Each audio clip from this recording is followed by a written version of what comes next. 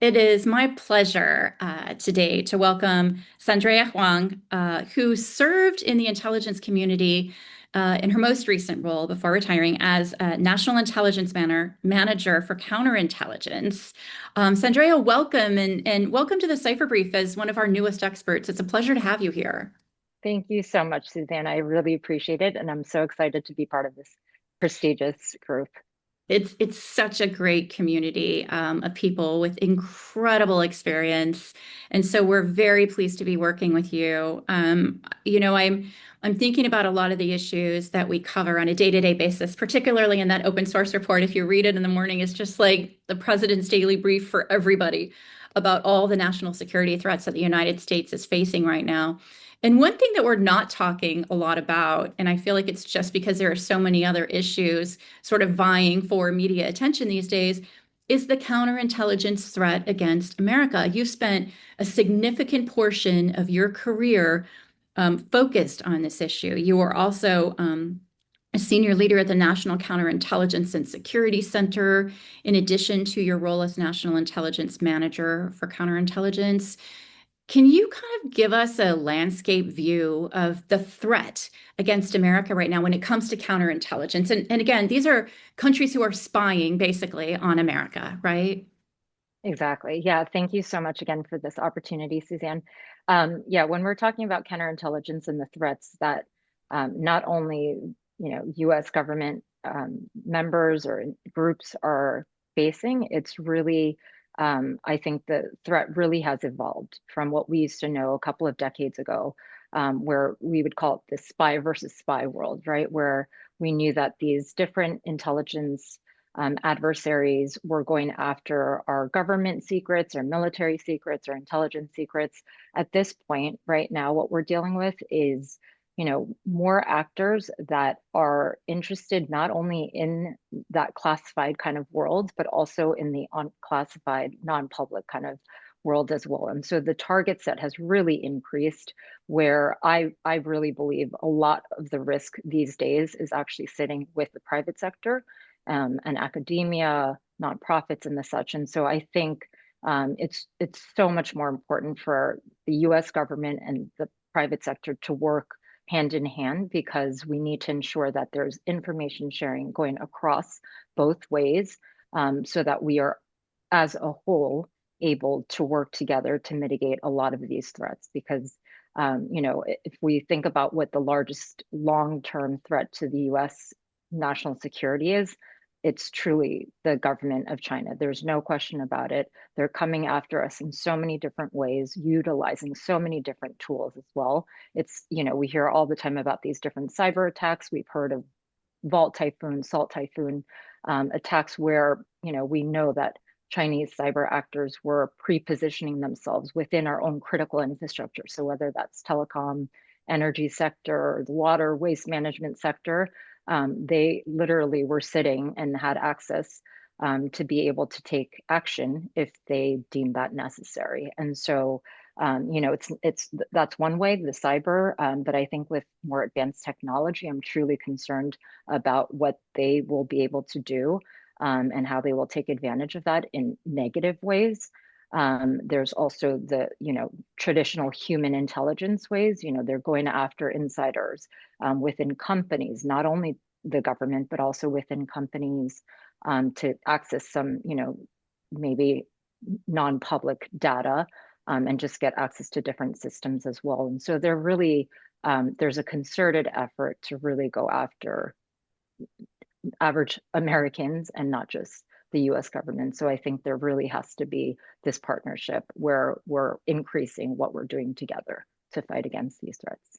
A big part of your mission at the National Counterintelligence and Security Center was to educate more folks, particularly in the private sector. You say, these adversaries, particularly China, are targeting more Americans. I don't think Americans know about this in the way that they should. I mean, we've seen testimony before Congress for years. No one listens, no one watches outside of the folks who are sort of in the national security space.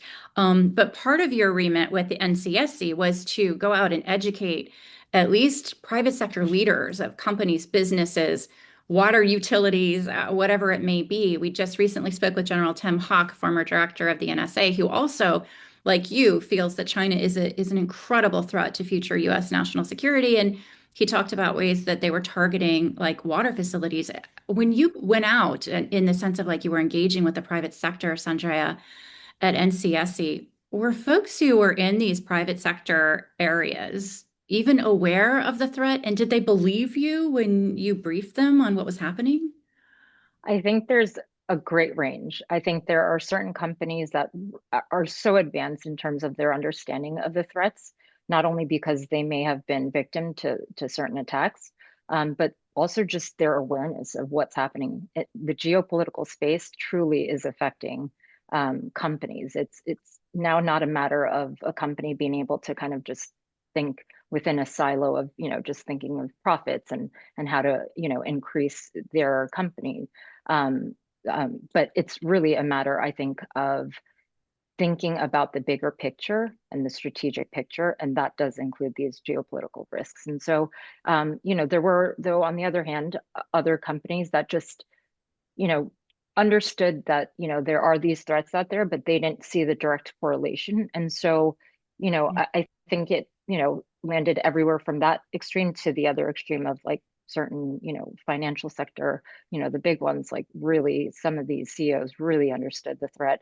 I think we at NCSC and, different parts of the government did make a much more concerted effort to ensure that there was a lot more sharing of information with the public. And so NCSC did great unclassified bulletins, purposely unclassified, to ensure that the public was able to access and read what we believe the threats were. And there were, if you go on the website, actually ncsc.gov, you can find a lot of these unclassified bulletins.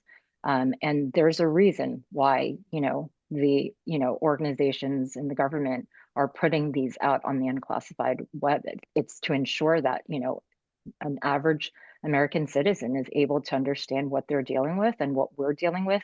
And so there, in that bulletin, there was always a section about mitigations and what you could do as an individual. And so I thought that part was not only telling about the threat, but it was also what can you do about the threat as well. So I think, NCSC and, FBI, CIA, DHS, so many, NSA, so many agencies. I think if you just look over the past, several years, the increased amount of engagement with the public just tells you, I think, even more why it's important that folks should really take into account how serious these threats are and how they can affect individuals. I think if you look at like, the OPM data breach that, the Chinese cyber actors took part in 2015, if you think about why does a nation state want to amass so much information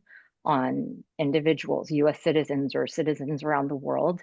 I always try to point to, one potential example. And I think with the pandemic, it's realistic where, if a nation state like China is going after all of this data, what are they trying to use that for? If we think even just in one sector, in the health sector, in biotech sector, for them to be able to amass all of this information about, different citizens around the world and understand what next the next pandemic potentially could be, or what the next health crisis could be, for them to be able to amass all of this information, then potentially make the cure for what the potential next risk is. Control the Yeah, cure. Yeah. yeah.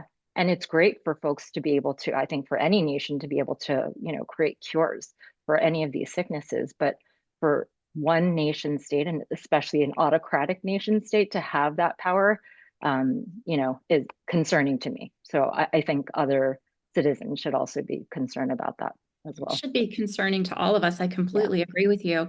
Holding the position of National Intelligence Manager, for people who are in the Cipher Brief community realize how prestigious that role is in the United States. Can you kind of, for folks who don't understand what that role does, what were your functions in that role and what were your responsibilities as National Intelligence Manager for counterintelligence? So essentially, I think if we take a step back also, just looking at ODNI, or the Office of the Director of National Intelligence, ODNI was created after 9/11, and some of the stovepipes that existed within different agencies. ODNI was created to ensure that some of those stovepipes were broken, and to ensure that there was one, kind of intel, advisor to the president that was able to look across all of the different intel agencies. And so in that sense, it's a similar role where the NIM, or the National Intel Manager for any national security threat issue, was really to ensure that there's integration across the intel community on whatever that national security threat was. And for me, it was the counterintelligence threat, to make sure that we were looking across, all the different analytic kind of assessments, the collection that happens at different collection agencies, to ensure that we were thinking through, prioritization of what in that national security threat. So for me in counterintelligence, what are the priorities that we as a community should be thinking about and prioritizing for the next year, next years to come?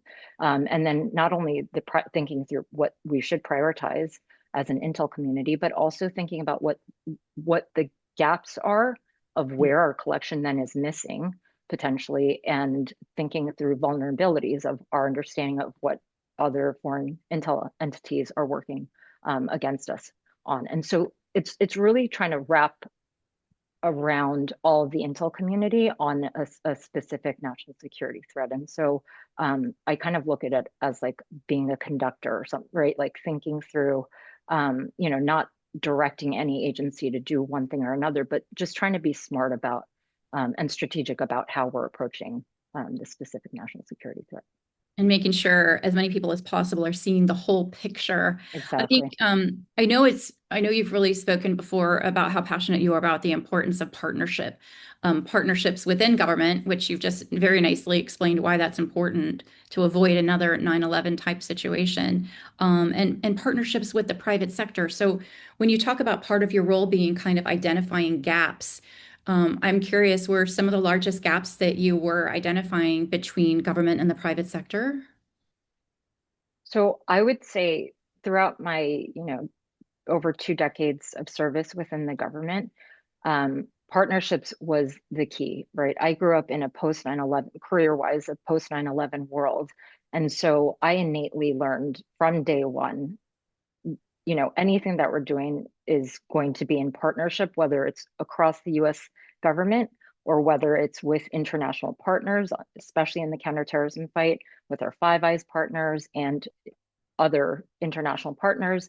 In the counterintelligence world, I would say the partnerships that have been very key and that will continue to be key are the private sector, the academia, different society, or parts of society. And so I would just say, yeah, I can't stress enough how important partnerships were and will continue to be. A couple of examples. So when I was working hostage recovery issues, I worked at an organization called the Hostage Recovery Fusion Cell, which was created after these really gruesome and unfortunate, um, hostage taking and unfortunate killings, that were made public Yeah. by ISIS. And so, there were a lot of missteps, I think, that the government admitted to and recognized. And so this HRFC, or the Hostage Recovery Fusion Cell, was built to ensure that the US government was better coordinated. But not only was it about getting the US government better coordinated, but it was also about including families, the loved ones of these hostages or wrongfully detained individuals, and ensuring that their voices were heard and that information was going out to them and that they were able to, give us information as well, so that we could all think about the safe recovery of US hostages and wrongfully detained individuals. So I think that is such that hostage enterprise, the ability for all those different partnerships, and there's other stakeholders that are involved as well. There are third-party intermediaries that really may have better access, right, than maybe some US government agencies might. So it was just so important to ensure that, we were really thinking through recovery strategies and different lines of efforts by including all of these different partners and stakeholders. And then another one in the counterintelligence world, in my previous role, was able to represent the US and be a co-chair of a NATO national security panel. And so for the past few years, I was able to do that, and working with 32 of our, allies, I mean, is amazing. We, not only got to share our assessments about what the threats are and shared, about different cases, but we also then, more importantly, thought through joint mitigations and efforts that we could take to, really work as an alliance. And I think those partnerships are key for, ensuring that, we are working against these really evolving national security threats, I'm including those glad from you China. I'm glad you mentioned that as well, the evolving nature of these threats, because you've done a great job of kind of laying out the incredible experiences that you've had in government focused on both counterintelligence and counterterrorism. I'm wondering, if you think back a decade or so ago, and then you look forward a decade, what changes have you seen in these two areas in particular, counterintelligence and counterterrorism? How have you seen that threat and the response evolving? And then where do you see it going in the next decade? Yeah, great question. I think both in counterterrorism and counterintelligence, the threat continues to evolve. And I think that's probably true in any national security issue that we're dealing with.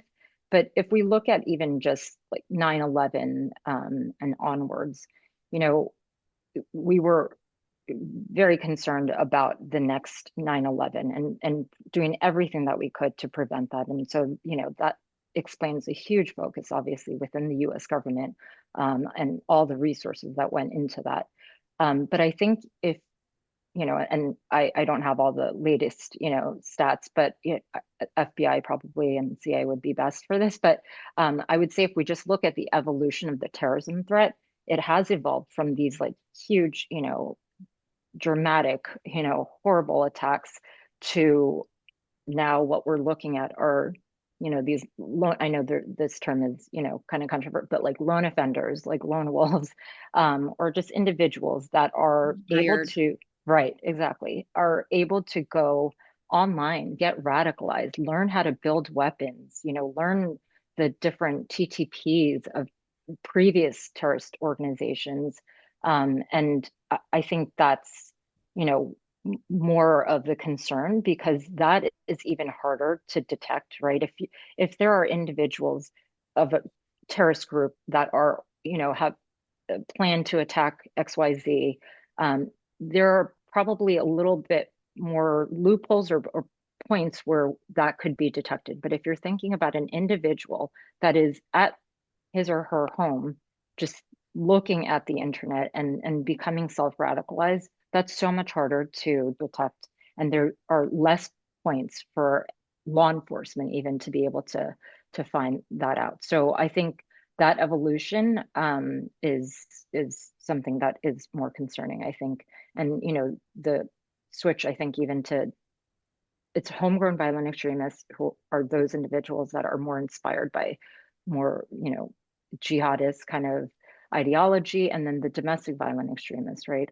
And so I think if we look at most recent attacks, they are generally individuals, right? Or like very small um, groups that, were connected in smaller ways than these larger organizations. So I think on the CT side, that's what I've seen. And then on the counterintelligence side, I would say the threats have completely evolved. We talked about this a little at the top, where it was a spy versus spy world.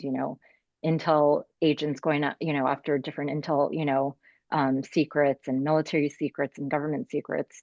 But now it's really, if we think about who owns a lot of critical infrastructure across the United States, I think the numbers last I checked it were like 80% plus is owned by the private sector. So for the US government to be able to think that we could protect US critical infrastructure without working with the private sector is impossible.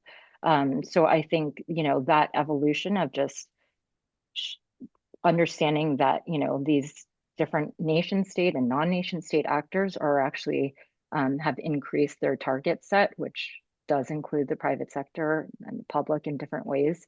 I think that's really the most concerning, actually. How concerned are you, in the ability of, let's just say, Russia and China in particular, to pick up on perhaps like internal division that already exists in this country, internal political divisions that boil literally down to the level of within families today. Yeah. How concerned are you that those two adversaries in particular are looking for ways to exploit and make things even more divided using social media, using misinformation or disinformation techniques? Does that concern you? Very much so, yes. I think the ability for foreign adversaries to take advantage of kind of societal polarization, um, I think is huge. I think we can see this in, different elections, the ability of folks to utilize advanced technology like AI, deep fakes and the such to, publicize something that may not even be real, but really just kind of sowing discord and different perspectives, I think is going to continue to be an issue. I think also, the targeting of public figures that we've seen. I think also, foreign adversaries can definitely take advantage of, I think, their ability to just drive more rhetoric and polarization really um, on high profile individuals. And, I think if we even look at, I mean, and this is not really per se the national security threat, but the United Healthcare group, the CEO, I think, there is a concern, I think, by private sector about, you know, potential, increase in attacks Attacks, on, yeah. yeah, on individuals, on CEOs even, right? So I think, yeah, the ability for foreign adversaries, especially with their exploitation of advanced technology, is very concerning and something that I think we really should be concerned about. It's almost like we're seeing anger as a weapon, and Yeah, anybody's ability to create that anger in you and that rage in you and right, get you to act on it seems right, far easier today in a right, society like the United States yeah, than we only once saw within sort of more extreme communities where we had people who didn't understand their place and didn't have a sense of purpose in their community who maybe looked to things like terrorism. This is fascinating. So Andrea, what do you think if you had the opportunity, and this is like a big wish question, but I really wish it would come true. If you had the opportunity for Americans to understand one thing about the threats today and to understand it as a pure national security threat, not a political anything, but a pure national security threat that really will impact them, their children, the future of the country, what would you want people to really understand and know about the threat today? So it's a great question, and a big one. But I would say, I mean, for individuals and businesses alike, I think when we think about data, our personal information staying personal for businesses, their IP being protected, for supply chains not to be exploited or disrupted. And then if we think just broadly about critical infrastructure and the vulnerabilities that exist, but that different threat actors could actually exploit. We enjoy, easy access to our phones, telecom. We have access to water, to energy, to gas, to so many resources that, I think, unfortunately, that bad actors want to exploit and take advantage of. And with, this fast-paced changing world in advancements in technology, whether that's in AI and quantum, in robotics, even in EVs and semiconductors and the such. I think the innovation and the ability for these amazing technologies to really improve society and the world at such a different pace than we're even used to now. I think we need to ensure that we're protecting these technologies and these resources that we have easy access to and that we take for granted sometimes. I think unfortunately the range of bad actors out there that want to exploit this and take advantage of that in a negative way, whether that's criminals, cyber actors, what we've talked about are these foreign intel entities, whether that's state actors or non-state actors. and terrorist, and so many other, range of bad actors that can exploit this. I think we, want to ensure that we are reimagining partnerships. So I think it just goes back to the importance of partnerships and making sure that, the government is supporting these companies that are building these new technologies, and that we're working as a whole of society, really. We need individuals, we need businesses, we need researchers, academia, companies to really work together with the government, to ensure that we are staying steps ahead of these bad actors, to ensure that, again, that we have, these our personal information stays personal, that these supply chains are not disrupted, to ensure that our economy, our homeland defense are all protected. And I think, with, again, advanced technology, this world will be in such an amazing place. But unfortunately, that also allows, these bad actors to be able to take advantage of that in a negative way. So I just hope that we can all, bind together, work against the threats that really we should be prioritizing. And I think that, hopefully citizens, in the US and around the world can understand the vulnerabilities that we can face. But again, if we all work together, I would hope that we would be able to get ahead of some of these threats. It's such a pleasure to have you as a new member of the Cipher Briefs Expert Network. And we're looking forward to following a lot of your thoughts and a lot of what you're writing, both on the pages of the cipherbrief.com and in the Nightcap newsletter. Thank you so much for taking the time to be with us here on the State Secrets podcast. I really appreciate it. Thank you so much, Suzanne, and really excited to be part of this community. Thank you.